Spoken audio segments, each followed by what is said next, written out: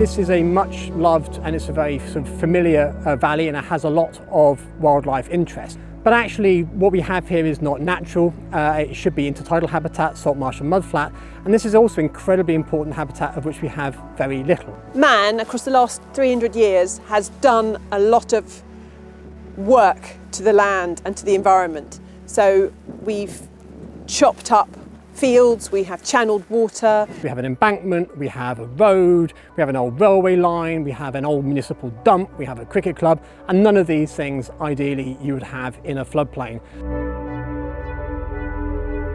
Alors nous sommes à Quiberville, donc dans la basse vallée de la Sanne, qui a connu plusieurs évolutions au fil des siècles. On est sur un territoire qui a été occupé très rapidement, on a des traces de ruines gallo-romaines et qui a vu effectivement une évolution au fil des siècles avec la mise en place de défenses sur la période du XVIe, XVIIe siècle, une transformation effectivement de zones humides, de marais en espaces agricoles, et puis avec effectivement au XIXe, XXe siècle une urbanisation et des aménagements à vocation touristique comme le camping de Quiberville.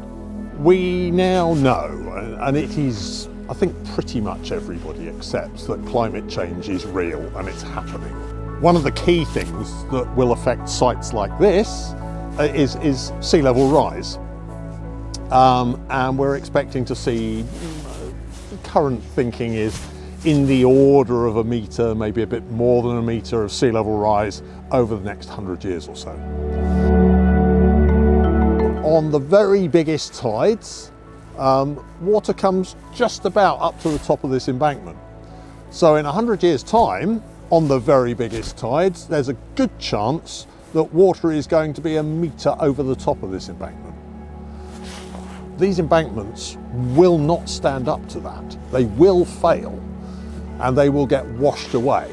Nous avons été frappés par des inondations relativement terribles, des inondations terrestres. Nous avions plus d'1,60 m d'eau sur l'ensemble de la vallée, et donc le camping a été inondé complètement, les caravanes en place flottaient. On a un territoire aujourd'hui qui est vulnérable aux submersions marines, aux inondations.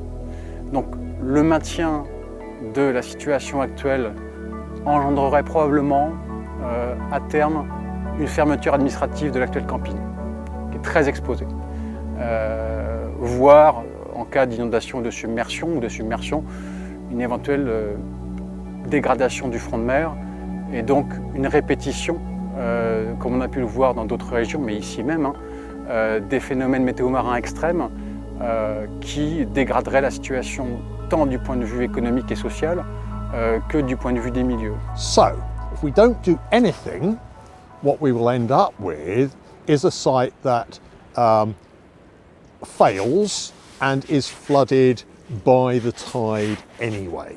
Project PACCo is a pilot project, effectively, with regard to adaptation to climate change.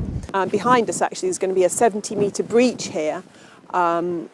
Will mean that the sea can actually enter this area of land in a much more natural way, in fact returning to what it would have been like some few hundred years ago. And the same on the French side of the channel, in the Sanne Valley. La Sanne va être réaménagée et donc va retrouver un tracé en fait qui était celui qu'on connaissait il y a quelques centaines d'années, avec effectivement une forme un petit peu plus méandrée sur la partie la plus aval, qui permettra de faire le lien, la transition entre la partie amont. C'est un risque pour la biodiversité. Si on ne reconnecte pas la Sanne à la mer, les anguilles ne peuvent pas venir dans la Sanne, grossir et devenir adultes. Et la population d'anguilles européenne est en risque critique d'extinction. La Sanne est un cours d'eau prioritaire pour la préservation de cette espèce.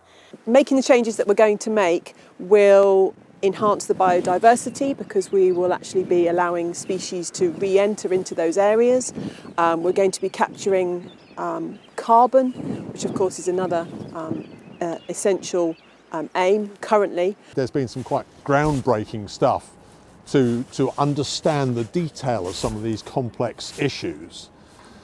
There's a huge formal environmental statement that had to be produced because of the scale of the project, and that took many months and work by a whole team of people in the background. One of the main deliverables of this project is going to be a model. The PACCo model will be a digital tool which will be available to coastal groups, other stakeholders, and indeed the public, in fact, in order that they can learn how to set up a project, how to access the funding, how to be as efficient as possible through the lessons learned on PACCo. One of the key reasons for obtaining the Interreg funding through the PACCo project is that we are working on both sides of the channel. We recognise that the same problems, the same issues are present on both sides of the channel in France and in England, and that's why you've got the France Channel England project.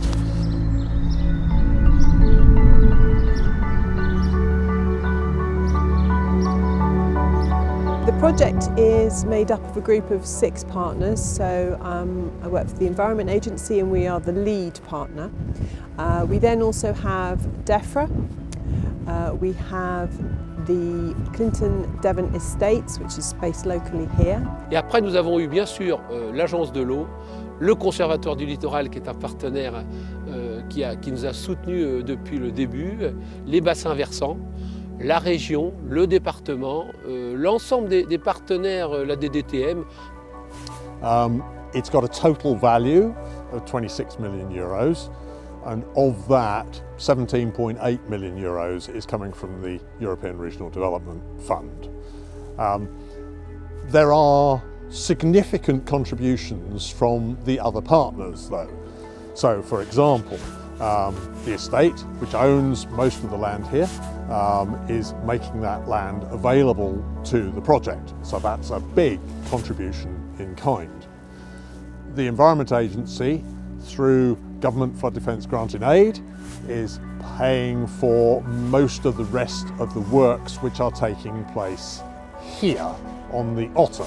Alors le projet PACCo, qui est une opportunité, nous a amené des moyens financiers non négligeables puisque nous avons obtenu de l'Europe une participation à hauteur de 69% sur l'investissement que j'ai rappelé qui était de l'ordre de 7 millions. You know, we're going through quite a difficult part of the project right now. So, because one of the first things to do is we have to prepare the site for the sea to come in.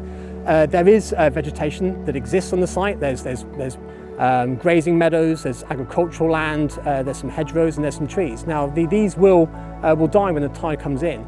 So part of what we're trying to do is to remove those first to prepare the site. Of course that means that there are some wildlife and habitat losses, and we've done an assessment of this, and we will be compensating and doing mitigation plantings to make sure that we replace everything that we've been lost. But we will be gaining a huge amount. The salt marsh mudflat that we are creating is very, very rare internationally. We don't have much of it left in the UK, and that is incredibly rich for wildlife. It's one of our nationally priority habitats. La basse vallée de la Sanne en 2050, ce sera un exemple d'adaptation au changement climatique d'une basse vallée côtière en Seine-Maritime, pour donner l'envie et le courage peut-être aux acteurs du reste du territoire de se lancer dans la même aventure.